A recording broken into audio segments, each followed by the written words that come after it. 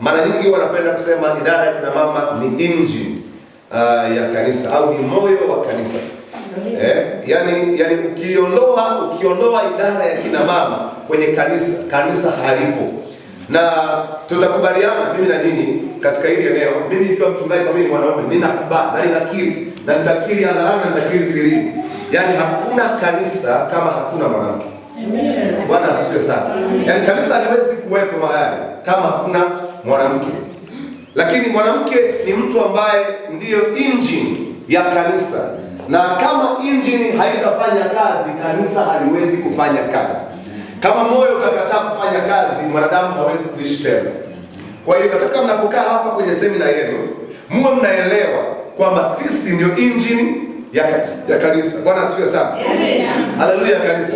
Na wewe sisi ndio engine ya kanisa.